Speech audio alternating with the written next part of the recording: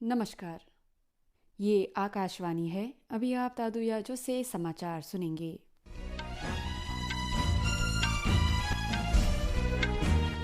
पहले मुख्य समाचार। राष्ट्रपति द्रौपदी मुर्मू ने राष्ट्रपति भवन में राष्ट्रीय खेल और साहसिक पुरस्कार 2023 किए प्रदान।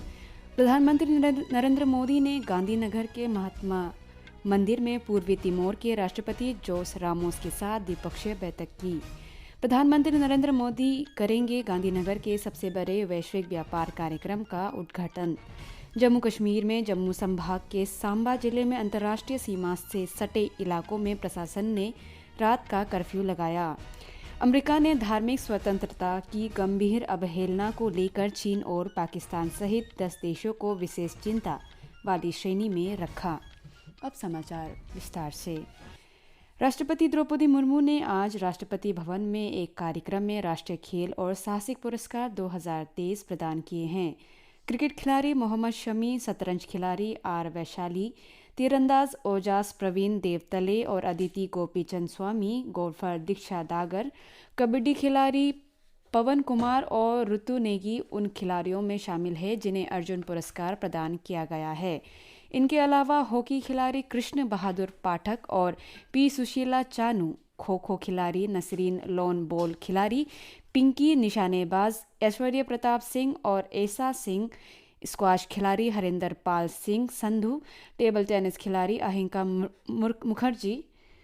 मुखर्जी, पहलवान सुनील कुमार और अंतिम वुशु खिलाड़ी एन रोशिबिना देवी, दृष्टिहीन क्रिकेटर इल्लूरी अजय कुमार रेड्डी, पैरा तीरंदाज शीतल देवी और पैरा कैनोइंग खिलाड़ी प्राची यादव को भी अर्जुन पुरस्कार दिए गए हैं। कुश्ती के प्रशिक्षक ललित कुमार, शतरंज के प्रशिक्षक आरबी रमेश, पैरा एथलेटिक्स प्रशिक्षक महावीर प्रसाद सैनी, हॉकी के प्रशिक्षक शिवेंद्र सिंह और अन्य प्रशिक्षकों को द्रोणाचार्य पुरस्कार प्रदान किए गए।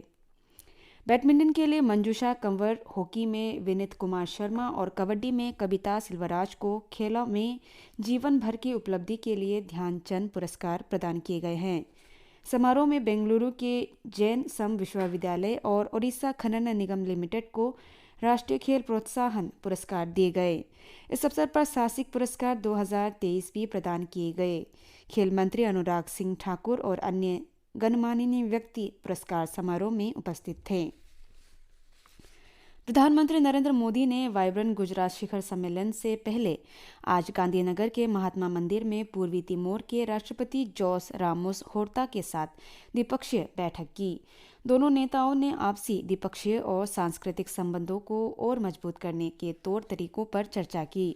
गुजरात के मुख्यमंत्री भूपेंद्र पटेल ने भी पूर्वी तिमोर के राष्ट्रपति जोस रामोस होर्ता से मुलाकात की और द्विपक्षीय सहयोग के संबंधित क्षेत्रों के संबंध में बातचीत की। प्रधानमंत्री आज महात्मा मंदिर में शीर्ष वैश्विक संगठनों के मुख्य कार्यकारी अधिकारियों के साथ बैठक करने वाले हैं। उसके बाद वे गांधीनगर के हेलीपैड मैदान में देश के सबसे बड़े वैश्विक व्यापार कार्यक्रम का उद्घाटन करेंगे। आज शाम को प्रधानमंत्री नरेंद्र मोदी और संयुक्त अरब अमीरत के राष्ट्रपति शेख मोहम्मद बिन जायद अल नहयान सरदार वल्लभ भाई पटेल अंतर्राष्ट्रीय हवाई अड्डे के बाहर रोड शो भी करेंगे। प्रधानमंत्री कल गांधीनगर के महात्मा मंदिर में वाइब्रेंट गुजरात वैश्विक शिखर सम्मेलन के 10वें संस्करण का शुभारंभ करेंगे। प्रधानमंत्री नरेंद्र मोदी वाइब्रेंट गुजरात वैश्विक शिखर सम्मेलन 2024 से एक दिन पहले आज गांधीनगर में देश के सबसे बड़े वैश्विक व्यापार कार्यक्रम का उद्घाटन करेंगे। वे आज गांधीनगर के महात्मा मंदिर में पूर्वी तिमोर और मोजाम्बिक के राष्ट्रीय सहित विश्व के कई नेताओं के साथ द्विपक्षीय बैठकें भी करने वाले हैं। इसके बाद वे शीर्ष वैश्विक संगठनों के मुख्य कार्यकारी अधिकारियों के साथ बैठक करेंगे। प्रधानमंत्री नरेंद्र मोदी और संयुक्त अरब अमीरत के राष्ट्रपति शेख मोहम्मद बिन जायद अल नहयान आज शाम सरदार वल्लभ भाई पटेल अंतर्राष्ट्रीय हवाई अड्डे के बाहर रोड शो भी करेंगे। केंद्रीय ग्रामीण विकास एवं पंचायती राज मंत्री गिरिराज सिंह ने आज महिला सशक्तिकरण पर जोर दिया ताकि उनके खिलाफ हिंसा की घटनाओं को रोका जा सके। श्री सिंह लिंग आधारित हिंसा को संबोधित करने में पंचायती राज संस्थानों की भूमिका पर एक कार्यशाला में वीडियो कॉन्फ्रेंसिंग के माध्यम से बोल रहे थे। उन्होंने कहा कि पंचायत को समय समय पर महिलाओं, बच्चों और किसानों के लिए एक समर्पित ग्राम सभा आयोजित करनी चाहिए जो उनके मुद्दों पर विस्तृत चर्चा करने का अवसर प्रदान करेगी। उन्होंने लोकसभा और राज्य विधानसभा में महिलाओं को 33% आरक्षण से जुड़े फैसले का जिक्र किया। मंत्री ने लिंग आधारित हिंसा से संबंधित मुद्दों के समाधान के लिए आर्थिक सशक्तिकरण के महत्व पर भी प्रकाश डाला। राष्ट्रीय अपराध रिकॉर्ड ब्यूरो के आंकड़ों का हवाला देते हुए उन्होंने कहा कि 2014 की तुलना में 2022 में महिलाओं के खिलाफ हिंसा की घटनाओं में कमी आई है। शिक्षा मंत्री धर्मेंद्र प्रधान ने आज नई दिल्ली में राष्ट्रीय कला उत्सव का उद्घाटन किया। श्री प्रधान ने अपने संबोधन में कहा कि राष्ट्रीय कला उत्सव उनके मंत्रालय की एक पहल है। इस पहल के अंतर्गत सीखने की कला और शिक्षा को प्रोत्साहित करने के लिए साथ साथ विद्यार्थियों की प्रतिभा का प्रदर्शन भी किया जाता है। इस अवसर पर शिक्षा राज्य मंत्री अन्नपूर्णा देवी, विद्यालय शिक्षा और साक्षरता सचिव संजय कुमार, अपर सचिव आनंद राव पाटिल, एनसीईआरटी के निदेशक दिनेश सकलानी उपस्थित थे। 3 दिवसीय कला उत्सव का शुरुआत आज हुई। इसमें 10 कलाओं की प्रस्तुति दी जाएगी। इन प्रस्तुतियों में राष्ट्रीय और ट्रेडिशनल फोक वोकल म्यूजिक, वाद्य यंत्र संगीत, शास्त्रीय और लोक नृत्य, विजुअल आर्ट, देशी खिलौनों और खेल तथा एकल अभिनय शामिल है। 36 राज्यों और केंद्र शासित प्रदेशों के लगभग 700 विद्यार्थी अपनी विधाओं में अपनी कला का प्रदर्शन करेंगे। जम्मू कश्मीर में जम्मू संभाग के संबा जिले में प्रशासन ने अंतर्राष्ट्रीय सीमा से सटे इलाकों में रात का कर्फ्यू लगा दिया गया है ताकि सीमा सुरक्षा बल सीमावर्ती क्षेत्रों में अधिक बेहतर तरीकों से काम कर सके और किसी भी राष्ट्रीय विरोधी गतिविधियों के संयंत्र को नाकाम कर सके। सांबा के जिला मजिस्ट्रेट अभिषेक शर्मा ने बताया कि अंतर्राष्ट्रीय सीमा के पास अनुच्छेद 144 के अंतर्गत रात्रि कर्फ्यू लगा दिया गया है।